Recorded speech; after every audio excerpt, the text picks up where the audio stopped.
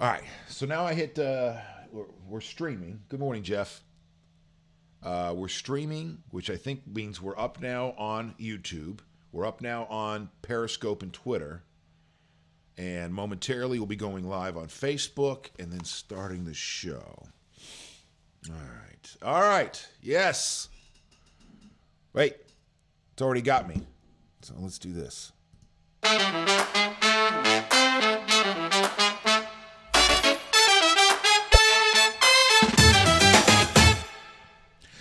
Good morning and welcome to the Wake.Show. My name is Fisher.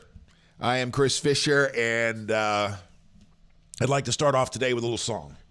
And for those of you that have been watching me on that other feed, let's go ahead and wrap this one up, okay? Because we don't need two feeds going at once. I'll give you a little bit of that action there. All right, let's switch over to the new feed, ladies and gentlemen. Finish, ending live video, and boom. Might as well keep it. All right, good morning. Welcome to the Wake.Show. I'm Fisher the Man, and we'll go over some of the news today, like I was saying on the other feed.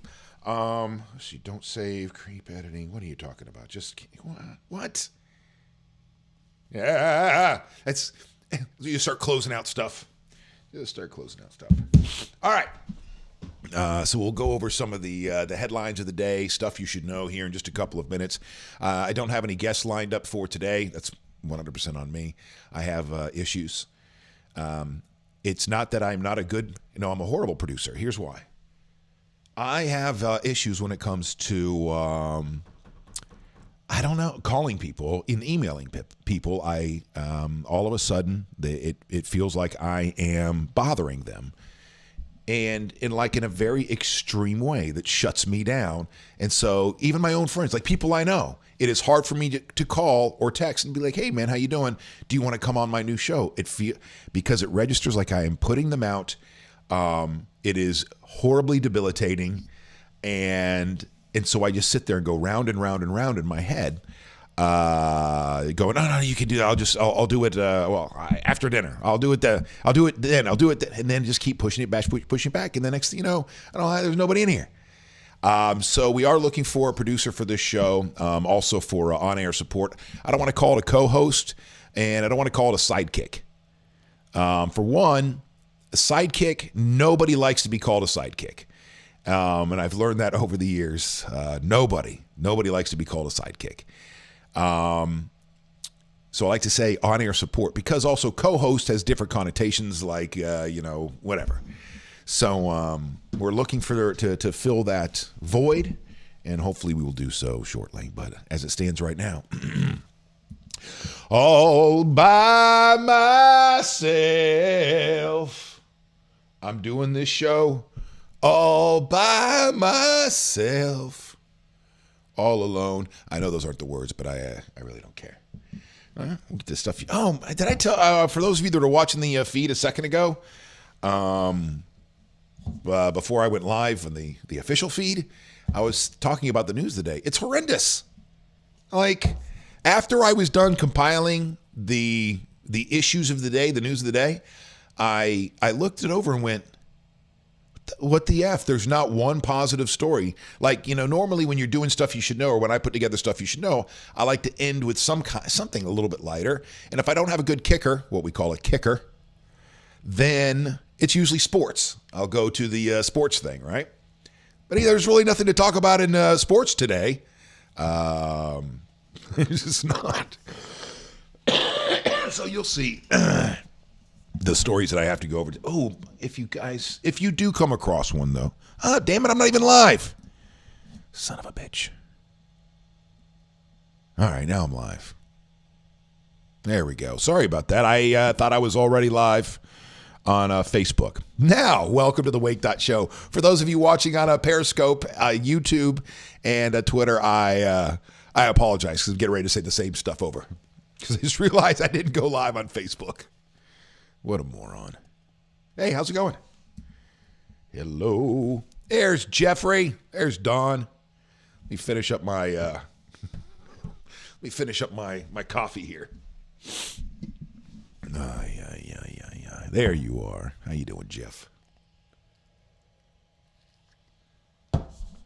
all by myself.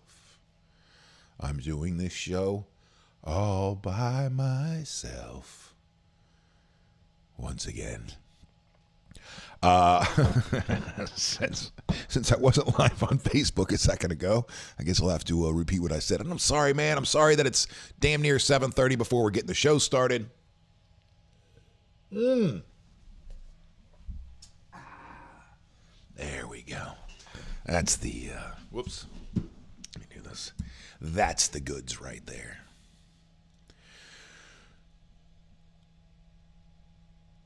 Hi. All right. So, what was I talking about earlier? Well, what was I talking about back when I wasn't live streaming and I didn't realize that I didn't have things up and running? Okay. First of all, we're still looking for producer / on-air support. And let me really explain that again. What I mean by that is I want to say sidekick. Like I'm looking for somebody for on-air support, not necessarily somebody who's a show host themselves. Whatever, a co-hosting type of thing. And here's why. Because I can host a show. I can't produce a show. I have too many issues that shut me down. What are you talking about, Fish? What do you mean you can't produce a show? I have a feeling that I could produce a show if I were the producer for somebody else, if that makes any sense. Do you know how like when you won't clean your own house, but you'll go to somebody else's house and clean the shit out of it and be like, oh, hey, that was no big deal. But for whatever reason, when it comes to cleaning your own damn house, you can't clean your own damn house. I think it's in that category. I'm not 100% sure, but I think it is. And one of the reasons is that there's this, you guys don't mind me bringing up my debilitating anxiety once again, right? Sure. Why not, Fish? Let's do this. I have, I don't know what it is. It's got to be in the anxiety category. And one of the places that it rears its ugly head is when it has to do with calling people, texting people, or emailing people, even if they're good friends of mine. It can be a very difficult thing for me to do. Why? This is where it's weird and it makes no sense. It feels like I am bothering people. And you're like, oh, no, like to the umpteenth degree. Even if it's a good friend of mine, to just send a simple text and go, hey, man, do you want to be on my new show? Hey, can you come in or you want to come in and be on the show? Do you want to come in via Messenger and be in the show? You think that would be an easy text. There's nothing to it. And as a matter of fact, there's even times in my head where I'm like, oh, that is an easy text. And I go to grab my phone and go to do it. And it's like this thing. The closer I get to hitting send, the more nauseousness overcomes me. And so it is very difficult for me to schedule guests on the show. Because like I said, I feel like it's been like that my entire career. So I need a good producer. But I don't want just a producer that is sitting in the background and doing nothing. I like somebody who is adding, support on air or on stream, whatever we call this. So I would like a little bit of that and a lot of bit of the stuff that goes on behind the scenes to shore up this show and make it, worth watching. So there we are with that. Like I was saying, we're going to get to the news of the day, stuff you should know. And I would just like to say hi. That's right. Good morning, Sarah. And she's talking about, where she is right now.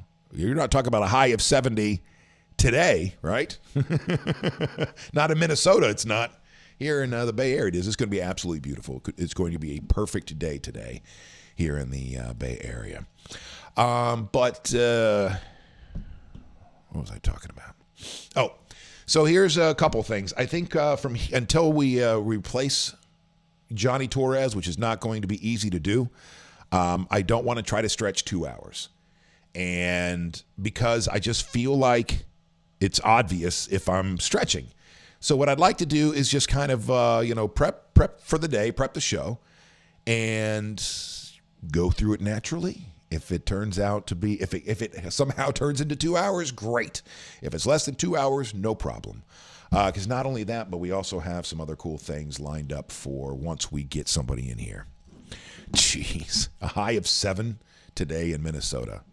Sarah, you come back to Florida. That's what you need to do. You need to move back to Florida. That's absolutely ridiculous. All right, so we'll get to stuff you should know here in a couple minutes. We'll get to the stuff that I've pulled off, but I want to apologize for the crap that I pulled off today.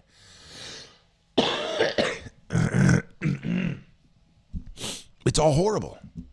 I don't think I have anything in the news. It's like, fish, cool story, great job on that one. I think everything that is in the news today sucks. It's one of those mornings, but we'll get through it together. Also coming up, there are no guests today, and I apologize. It's 100% on me, and leaving the show yesterday, sitting there talking to Cords and talking about this very issue. I'm like, yeah, no problem, man. I'm going to make this phone call. I'm going to call this person, call that person. And next thing you know, once I get off the air, that doesn't happen. It doesn't happen. And then when I get home, I spend the next, the rest of the day sealing grout, as a new homeowner, sealing grout, which is exactly what I'm going to do once again today, to put on the next layer of that shit after I drive an hour plus to go pick up the dogs and an hour plus back. So there's over 2 hours on the road today. I'm going to get home and start sealing grout again instead of working on the show. But that's not an excuse. I mean, I'm trying a little bit. It's just part of an excuse because like I said, and then when I'm done and I'm tired, I'm sitting there yesterday, I'm like, okay, text this person. And then whatever happens in my head, and I don't do it. And next thing you know, I'm just sitting there not texting anybody, not emailing anybody, not messaging anybody to come on the show. So a producer for this show is an imperative. And hopefully we get one in here soon. All right, let's see here. If you need a blue-haired freak on your show, Carrie, I'd love to have you come by the show, man. Carrie, that'd be cool. Push the send button. Carrie, I'd love to have you on your show. You're an interesting dude. Max, good morning. How are you? That's what we'll do. Maybe can I just spend the morning punching you guys up on Messenger and bringing you onto the show and just having conversations? We'll get to stuff you should know in the news of the day. But like I said, man, it is nothing worth hearing. Nothing worth hearing today. It is all shit. All right, so let's go ahead and just get to stuff you should know right now, and we'll figure it out from there. Sound good to everybody? All right. Mostly sunny today with a high of 70. Here is stuff you should know for Tuesday, January 16th. A California couple has been charged with torture after police rescued their 13 malnourished children from a home where some of them had been chained to beds. Police made the discovery after a 17-year-old girl escaped the house in Paris, about 70 miles east of Los Angeles, and used a cellular phone she had found in the house to call 911. Deputies located what they believed to be 12 children inside the house, but were shocked to discover that 7 of them were adults. Did you hear that? They thought they discovered 12, and then the girl that escaped, 13 children, but 7 of them were adults. They were so emaciated, so malnourished, that they looked like children. The 17-year-old they thought was a 10-year-old when they ran into her. The victims appear malnourished and very dirty, some of them chained to beds. The children ranged in age from 2 to 29. And these monsters have been raising these tortured children for the last nearly 30 years, 3 decades. Simone Biles, the golden girl of the 2016 Olympics, added her name Monday to the list of gymnasts who say they were molested by team doctor Larry Nassar. The revelation came in a long statement on her social media accounts one day before a week-long sentencing hearing where Nassar will hear from nearly 100 victims. He says, quote, "Most of you know me as a happy, giggly, and energetic girl, but lately I felt broken, and the more I try to shut off the voice in my head, the louder it screams," Biles wrote in a Me Too post. We'll go over that a little bit more coming up on the show. Tragic news stemming from a shuttle boat fire where 50 people had to jump overboard Sunday here in the Bay Area. Carrie Dempsey, a 42-year-old mother of 2 from Lutz, has died due to her injuries and leaving many other questions remain unanswered, such as how many people remain in the hospital, what conditions are they in, and what was the safety history of the boat and its crew. And this investigation is still ongoing. And the wrong person was killed last Sunday in a botched murder-for-hire plot set up by a scorned woman in Kissimmee. Ishnar Marie Lopez, 35, was upset that the man she loved was in a relationship with another woman. So she hired Alexis Ramos, 35, and his girlfriend, Glorian Marie Quiones Montes, 22, to kill the woman. The couple kidnapped the wrong person, Janice Zingatita Torres. And even after they realized they had the wrong person, they killed her anyway. The suspects had moved to Central Florida from Puerto Rico in December. And that is stuff you should know. You see what I mean? I don't have a kicker. Now, normally, at the end of, you got shit like that. And then at the end, you put a little something. Hey, I don't know, something. Something that's a little bit more upbeat or something a little bit more positive. But I literally found nothing this morning. Okay, I'll tell you the sources that I go through every single day. First of all, Twitter. All right, where I'm following all kinds of news organizations and whatnot. So you're scrolling through Twitter. Shit. TampaBay.com. Shit. ABCActionNews.com. Shit. Drudge Report. Shit. Yahoo News. Shit. All shit today. By the way, welcome to the Wake.Show. And in case you don't know, the censorship rules we use around here are radio plus shit. Radio rules plus shit. Does that make sense to everybody? Do I have to explain it? It's basically anything you can say on the radio plus shit. Well, why add shit to it, Fish? Because I like it. And I think it's ridiculous that we could never say shit on the radio. It bothered me that I could not say shit on the radio. Why? Because it's not a bad word to anybody. Out of all the things you can say, you can't say shit. It bothers me. What's wrong with shit? What the hell's wrong with shit? My grandmother, who, would never drop an F-bomb, would never, say anything. She would drop in shit every now and again. So if my grandma, Fran, could say shit, I think everybody should be able to say shit on the radio. So that's what the rules that I've imposed is at the Wake.Show. Radio rules plus shit. And that's for me and anybody else associated with the show. Guests who come in here have different rules. Since there are no censorship rules with what we're doing right now,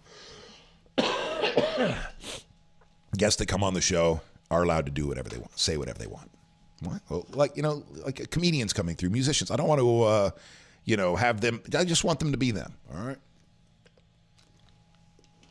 As for me, though, I will. We'll keep it just shit. Although there is a part of me that wishes I wish I had an F-bomb button where you get a warning, like, all right, I'm going to say it. I have to say it. Pew! Hit the button, give you plenty of time, plenty of warning, and then pew! Hit that bad boy.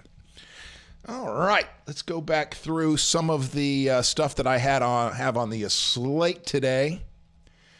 I don't know what you guys think of Aziz Ansari as a comedian. Personally, I think he's very talented, very funny, very smart. He responded Sunday to an allegation of sexual misconduct, saying he was surprised and concerned that a woman described an encounter with him as uncomfortable. The allegation was published anonymously by the website babe.net, launched in 2016 to publish content the site describes as spontaneous and savage as the editor's group chats. The story quoted a 23-year-old Brooklyn woman who described a date last September with Ansari, who won a Golden Globe last week for starring in his own romantic comedy series Master of None on Netflix. The woman said that Ansari, 34, acted aggressively and pressured her during a sexual encounter in September. In a statement to NBC News, Ansari described the encounter as completely consensual. Quote, the next day I got a text from her saying that although it may have seemed okay, upon further reflection she felt uncomfortable, the statement said. It was true that everything did seem okay to me, so when I heard that it was not the case for her, I was surprised and concerned. I took her words to heart and responded privately after taking the time to process what she said. And Sari added that he supported the Me Too movement, which he said was necessary and long overdue.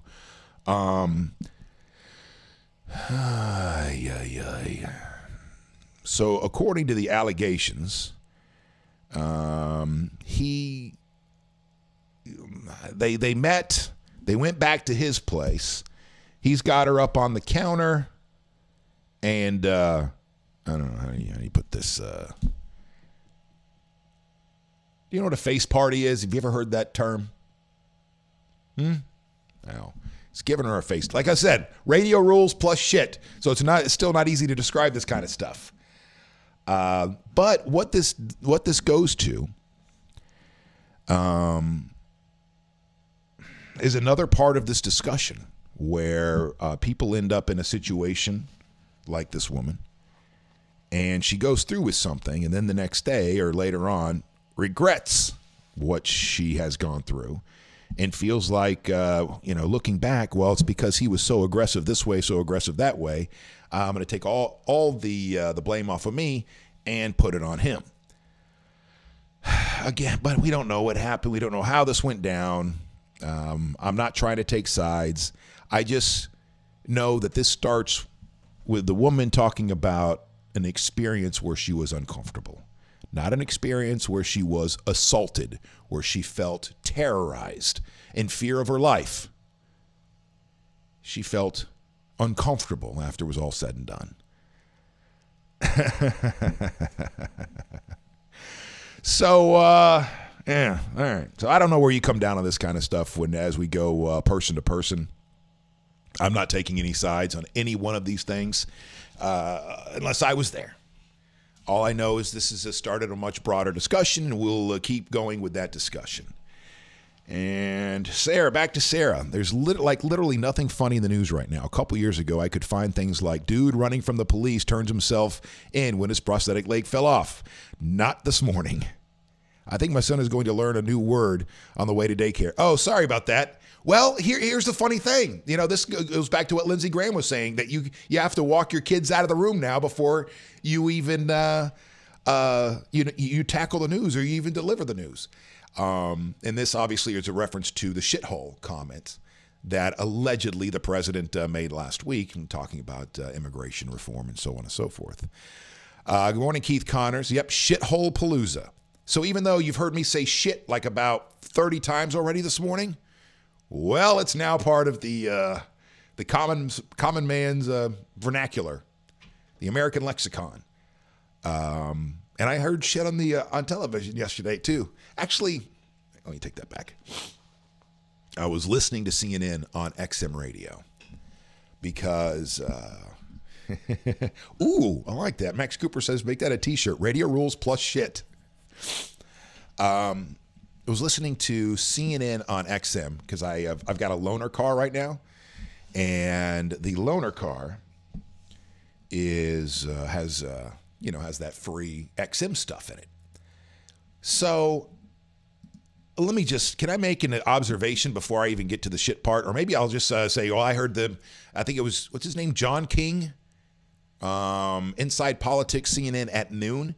He said shithole, which if you're going, well, wait a second, I didn't think you could say that. Always remember that cable news is not broadcast. The broadcast networks, cable and broadcast, are different. The FCC regulates broadcast, but not cable, because broadcast goes out over the air, can be picked up by anybody. Cable goes through lines, and you have to have a box in order to enter, or whatever. So they can say shit. Matter of fact, I think broadcast can too, in contexts like that, because it was a news story and the president said it. They could say the same thing in that context and not get fined. But yeah. Well, yeah, I mean, I think shit's going to be allowed on the radio before you know it. Oh, here's the other thing I wanted to say about XM. I was always under the assumption that one of the reasons why you get satellite radio, XM radio, is because there's the lack of commercials. Holy God. I felt like every 3 minutes they were going to break. I'm trying to, I want to listen to the news. I'm not trying to listen to music over XM. I want to listen to all the news.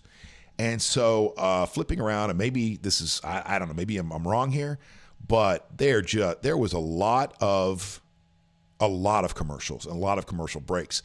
Like so many that I'm going, why would somebody pay for this? If you're going to give me this many commercials, then all right, fine. But I'm not paying for the damn service. But that was just my very limited experience with XM. I don't know if, it's different once you get into the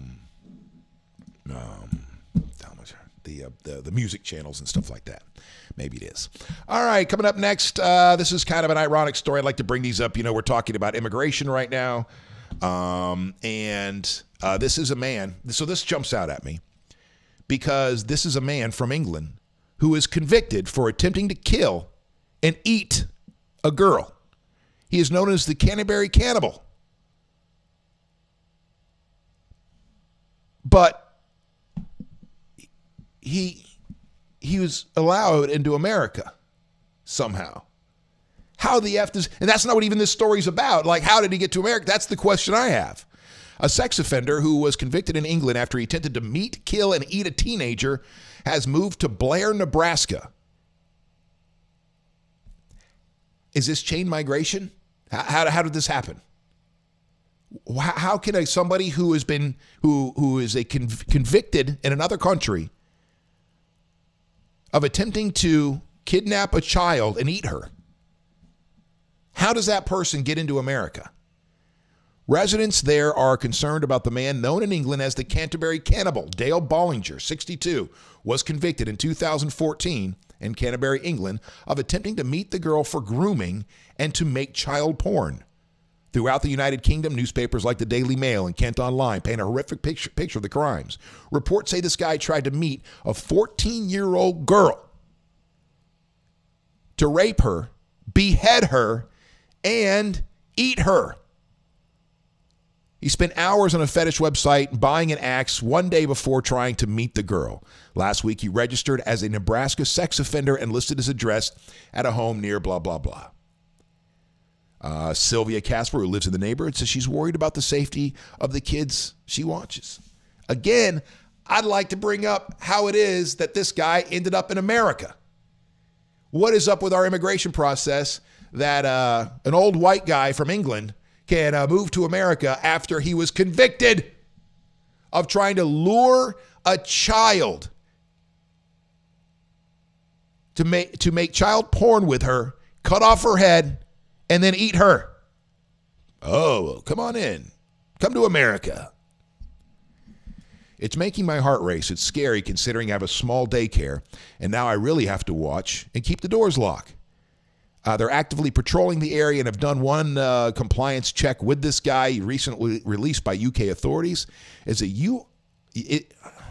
he is a U.S. citizen and is living with a friend. That's how he's here?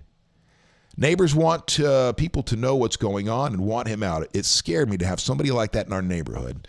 We don't need anybody like that in our neighborhood. He evidently created a bad crime, and it's not good for the neighborhood.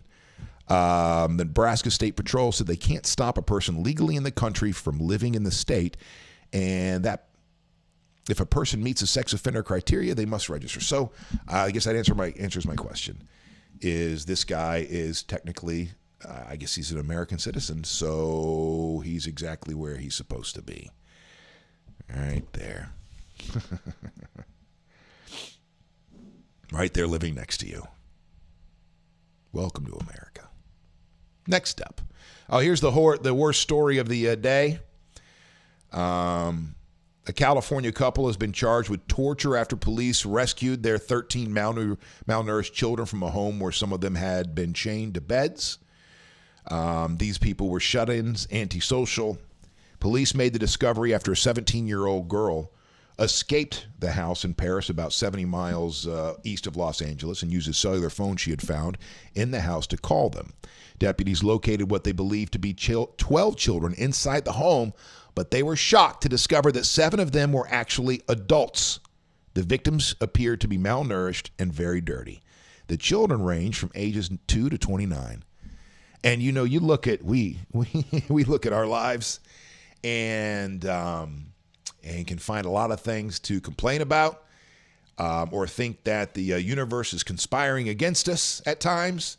And when I look at this, when I look at stories like these and just wipe that all away, and to think that there's some kid in there, a 29-year-old adult who has been locked up his entire life, and at 29 years old, when the police get there and are doing their thing, they don't even think he's an adult because he's so emaciated, along with 7 other adults that were a part of this.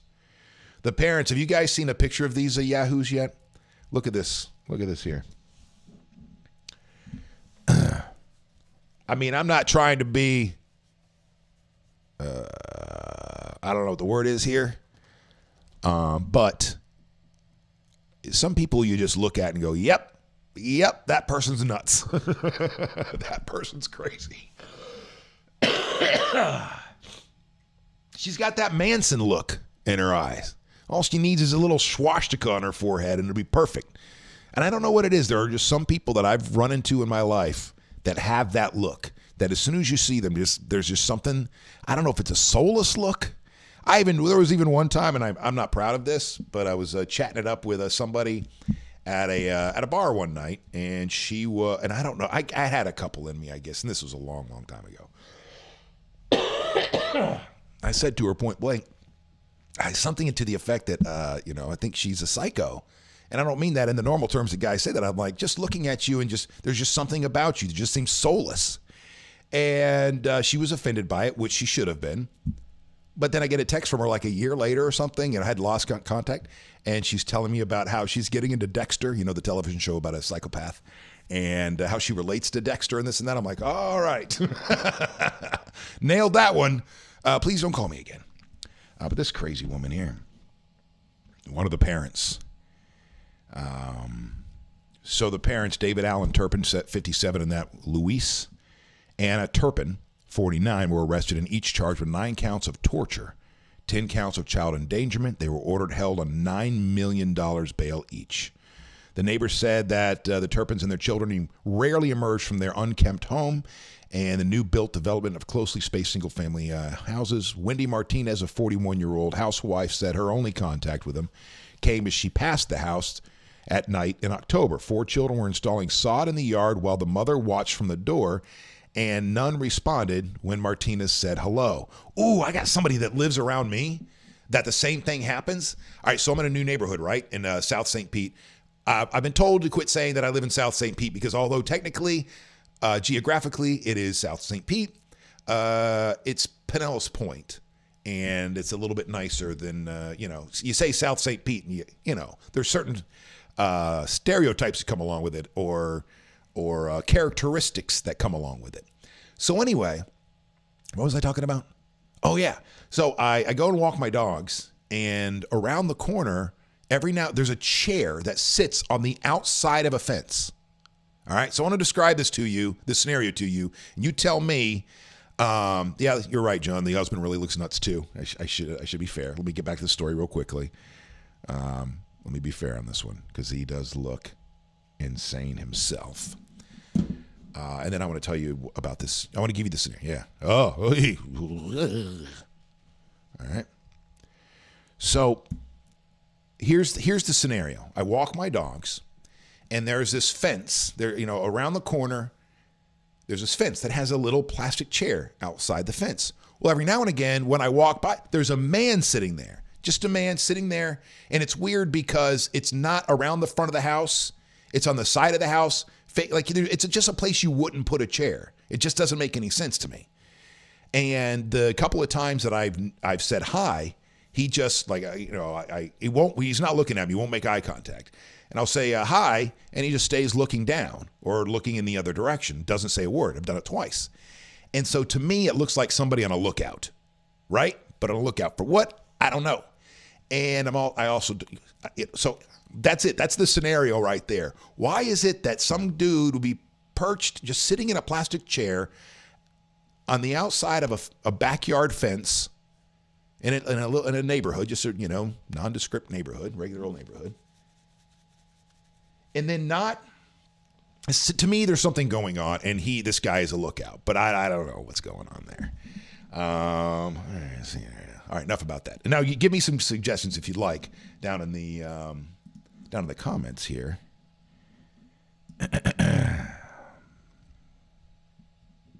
From Max, give us your poor, your weak, your pedophiles, just as long as they aren't from shithole countries. Yeah, even though that guy is known as a Canterbury,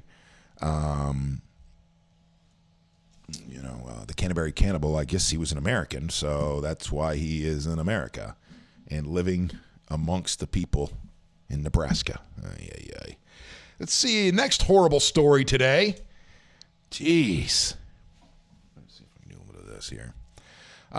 Simone Biles says she was molested by gymnastics doctor Larry Nassar. Now, this is not Simone. This is Jamie Dancher describing her horrible experience. Abuse took place in my own room, in my own bed.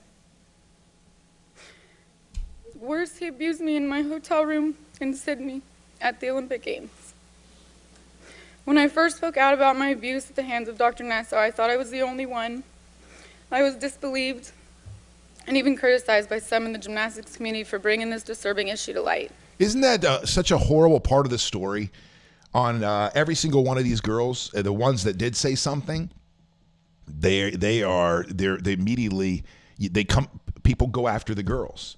They're making this up. This didn't happen. Whatever excuses.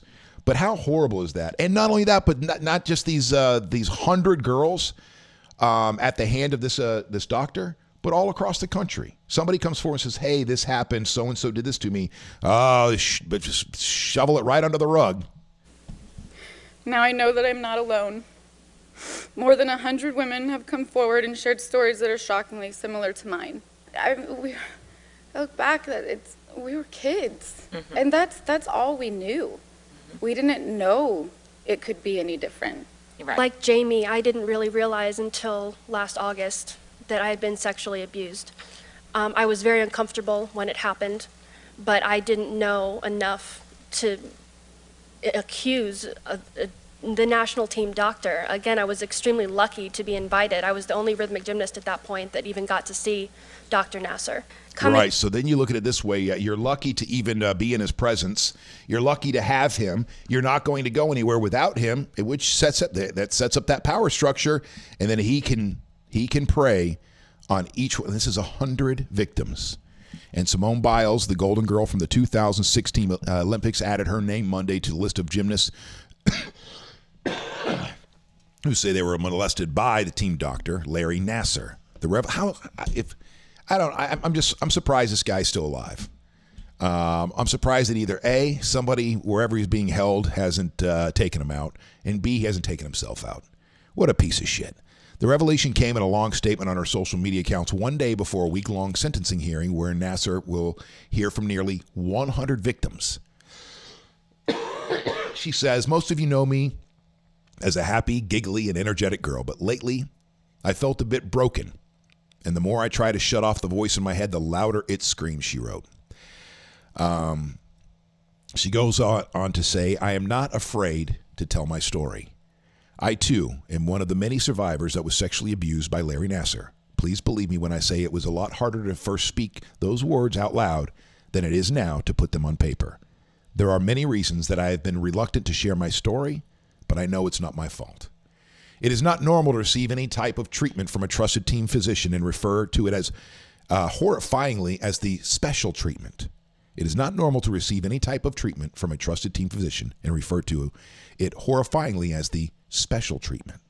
This behavior is completely unacceptable, disgusting, and abusive, especially coming from someone whom I was told to trust. For too long, I've asked myself, was I too naive? Was it my fault?" And this is the issue, right?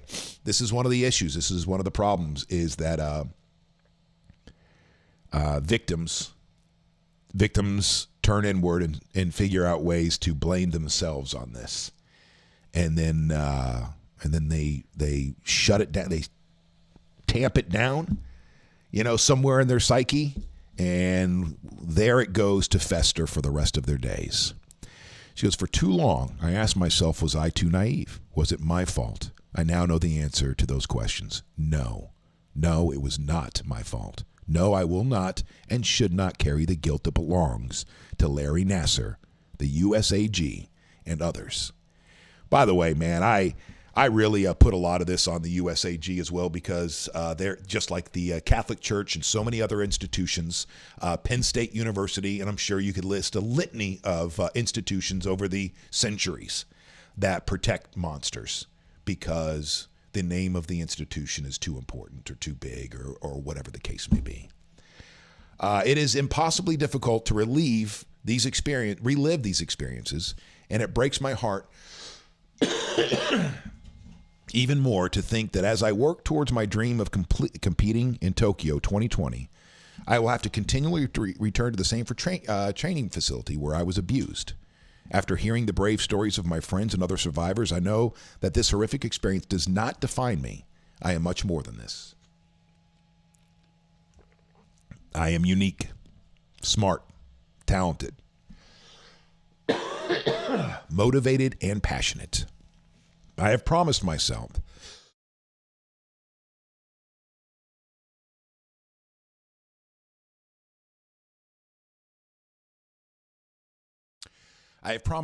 that my story will be much greater than this. And I promise all of you that I will never give up. I will compete with all of my heart and soul every time I step into the gym. I love the sport too much, and I have never been a quitter. I won't let one man and the others that enabled him to steal my love and joy.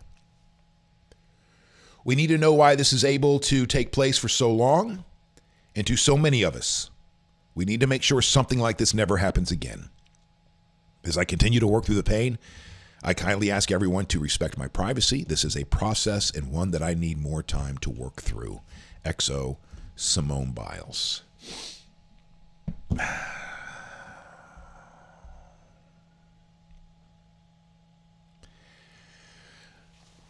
I wonder who else is going to fall here, if anybody.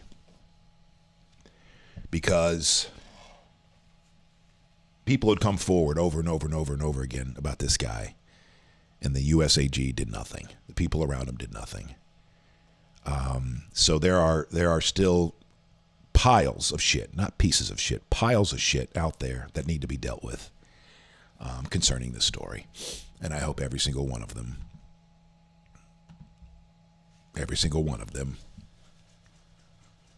gets what's coming to them. How about that? All right, let's check some. Unfortunately, they are so sheltered as an athlete, they don't know the real world issues like this. He should go to jail forever. Maybe he has mental health issues. I'm sure he does have mental health issues. Because somebody like, I think so. I don't know. I guess that just should me trying to justify or reconcile these kinds of actions. I just assume that these people always have some kind of mental issues, but I don't know. Good morning, Lisa Kraft. Good morning, Cords. John, Elliot, Kevin, Sarah, Michelle. Thank you so much for joining the Wake.Show this morning. Just going over some of the news of the day, and let's go ahead and get back to stuff you should know before, which I don't even want to do stuff you should know because stuff you should know is so horrendous today. All right. Mostly sunny with a high of 70. Here's stuff you should know for Tuesday, January 16th. A California couple has been charged with torture after police rescued their 13 malnourished children from a home where some of them had been chained to beds. Police made the discovery after a 17-year-old girl escaped the house in Paris, which is about 70 miles east of Los Angeles, and used a cellular phone that she had found at the house to call 911. Deputies located what they believed to be 12 children inside the home. They thought there were 12 children inside this home, but there weren't. There were 5 children, 7 adults in the home. But they were so emaciated, so malnourished, so dirty that they thought they were children when they found them, including the 17-year-old girl they thought was a 10-year-old. That's how malnutrition. How does something like this happen? Because the ages range from 2, so they just had another one. These people spit out another one 2 years ago. and their first child is 29 years old, chained up in that house. How does this happen for 29 years? Without, I don't know. We just did the story about Simone Biles. Tragic news stemming from a shuttle boat fire where 50 people had jumped overboard on Sunday. Carrie Dempsey, a 42-year-old mother of two from Lutz, had died due to her injuries and leaving many other questions remaining unanswered, such as how many people remained in the hospital, what conditions are they in, and most importantly, what was the safety history of the boat and its crew. An investigation is still ongoing. Holy smokes, that was a fire that burned furiously, very fast, consumed that boat very quickly. Reading this morning that they didn't even have time really to contemplate, do you jump or not jump? You were jumping. And the wrong person was killed last Sunday in a botched murder-for-hire plot set up by a scorned woman in Kissimmee. Ishnar Marie Lopez, 35, was upset that a man she loved was in a relationship with another woman. Now, granted, this woman was not in a relationship with this man. It wasn't like she loved this man, but he was dating somebody else. So, what'd she do? She hired Alexis Ramos, 35, and his girlfriend, Glorian Marie Quiones Montes, 22, to kill the woman. So the couple followed a woman, kidnapped her, took her somewhere, when they realized this is the wrong woman. It didn't matter. They killed her anyway. They killed the wrong person, Janice Zengodita Torres. And even after they realized that they had the wrong person, they killed her anyway. The suspects had moved to Central Florida from Puerto Rico in December. And that is stuff you should know. I wish I had a kicker today. So I just wanted to bring up for you guys the person that was murdered by accident here.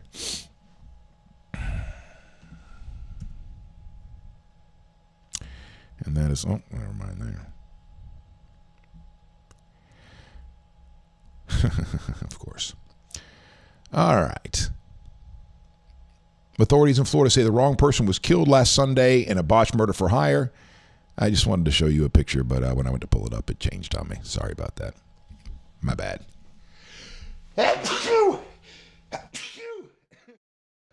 Jeez.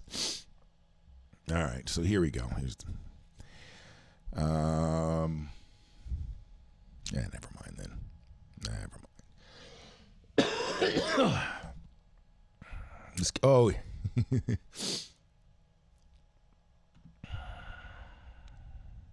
All right, there is a couple more things that I guess are not horrible. They're not horrible stories. One of them is a bride-to-be claimed that of her photographer fat-shamed her and her fiancé, which is messed up, obviously. A simple Facebook post requesting a wedding photographer quickly turned into something much more for a bride-to-be in Ohio. Screw this. I've lost it. I've lost my composure this morning.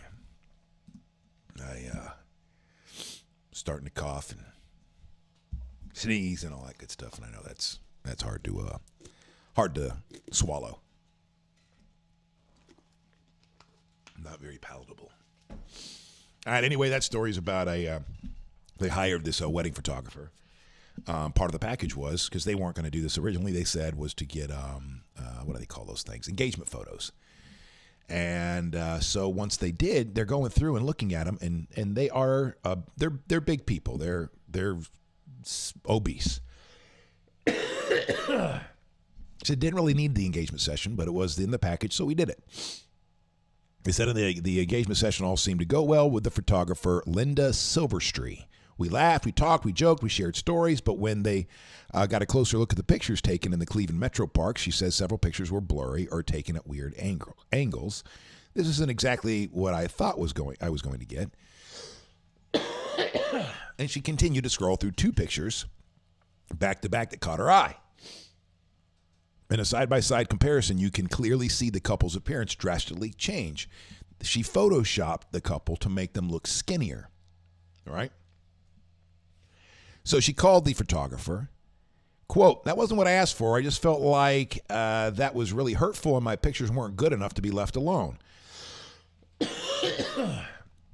So the photographer responded and said that she could just cancel the contract, right?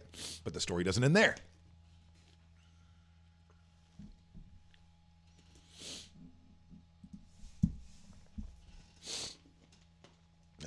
Sorry about that.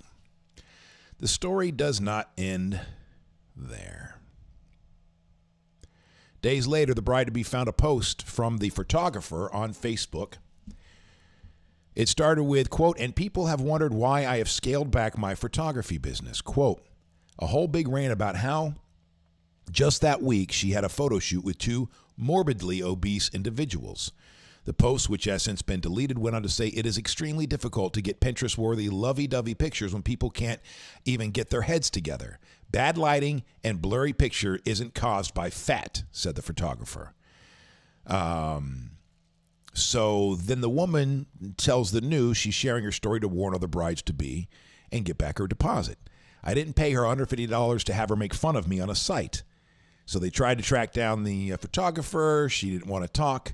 The photographer did tell the news, though, that she refunded Leopold and kept the $150 deposit since she spent 2 hours taking their engagement photos. She went on to say she apologized for photoshopping the couple to make them look thinner. That's it.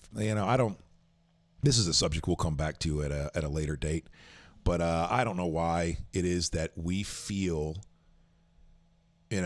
we're in this country, we're doing such a good job of slowly but surely dialing back the people that we make fun of. Back not too long ago, everybody was on the table, every ethnicity and race and religion and no matter what. And then we've slowly, you're not going to say that anymore. You're not going to say that anymore. You're not going to say that. And I know that some of you are going, well, political correctness is running rampant and it's out of control. There's some truth to that. Okay. But I still think this is in the bullseye of exactly where things should be. However, the obese, one of the few groups out there that you're still allowed to just tee off on. Just be the worst. Just show the worst part of you when it comes to obese people who are obese. And I think it's because people think they have a moral high ground. That when they see somebody who's obese, that is a moral failing. That person, it's their decisions, their choices that led them to that. And so now that they're morbidly obese, I can sit back and make fun of them. I'm allowed to have that right to judge because they're fat. This is where, if I had that button that I was talking about where I'd warn you of the F word, I would use it right here and go, boom, F you. If you think that is okay to tee off on obese people, F you. Contraceptive app is being blamed for pregnancies. A mobile app claiming to be as effective as the pill has been reported to Swedish authorities after 37 women claimed to have fallen pregnant while using the app last year. If you're using an app to not get pregnant, F you. You moron. A mobile app claiming to be as effective as the pill has been reported to Swedish authorities after 37 women claimed to have fallen pregnant while using the app last year. The Natural Cycles app tracks the changes in women's body temperature over their menstrual cycle to predict the days with the lowest risk of pregnancy. It made headlines last year when it became the first certified app of its kind after being approved as a medical device for contraception by German-based certification body. I believe I pronounced that perfectly, flawlessly. However, midwives at Stockholm's something hospital have now reported the app to Sweden's Medical Products Agency after the women fell pregnant last year. The creators of the app have claimed the app is as effective as the contraceptive pill after a study from September where 22,000 women found the app was 93% effective in preventing pregnancies. In a statement, said no contraception is 100% and unwanted pregnancy is an unfortunate risk with any contraceptive. Quote, to have 37 unwanted pregnancies out of the 668 mentioned in this study means that 5.5% of women who stated they used natural cycles also had an unwanted pregnancy. This is in line with what we communicate at the risk of unwanted pregnancy with typical use, and which is comparable of any. So they're basically saying that, people get pregnant using condoms. People get pregnant using other contraceptive, and you're going to get. There will be some people that get pregnant using our method as well. But this is complete and utter BS. This app is supposed to monitor your cycle perfectly, so you know when you're the least likely to get pregnant. And lastly, suppressing a sneeze can be dangerous. Doctors warn. Stifling a sneeze can rupture your throat, burst an eardrum, or pop a blood vessel in your brain. I've always been curious about this because I'm letting it out. If I go to sneeze, I'm one of those. I'm letting that bad boy out. But man, I know a lot of people that don't, especially females, that do the little.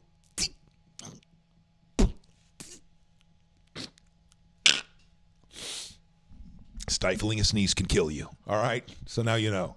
Many people, when they feel a sneeze coming on, they block all the exits, essentially swallowing the sneeze explosive force. Just how dangerous can this be? This was illustrated when a 34-year-old man showed up at the emergency service of a hospital in England with a swollen neck and extreme pain. The patient described a popping sensation in his neck after he tried to halt a sneeze by pinching the nose and holding his mouth closed. A CAT scan confirmed what they had suspected. A force of the suppressed sneeze had ruptured and torn open the back of his throat.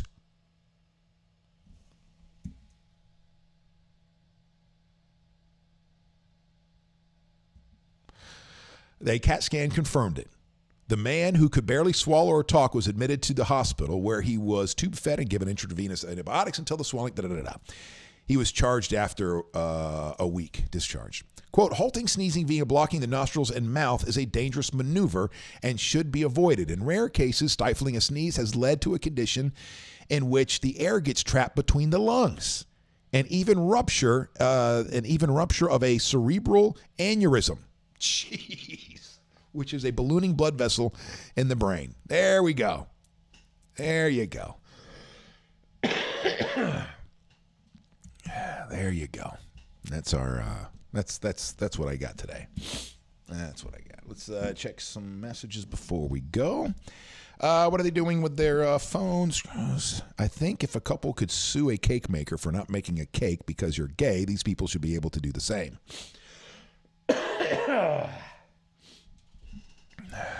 Lauren, did you look at the couple's Facebook account of the tortured kids? They look like some sort of cult family. So weird and sad. They do. They got all the kids dressed in whatever. You're right. It does look like a cult-like family. So good morning, Danielle, and that you're tuning in right as I'm wrapping up this morning. If you guys missed it, like I was saying, normally we do the show from 7 until 9. That's when I had a partner, Jonny Torres. But he's left to go. He got a once in a lifetime opportunity job with Senator Marco Rubio. So he's off servicing 6 counties here in the Bay Area.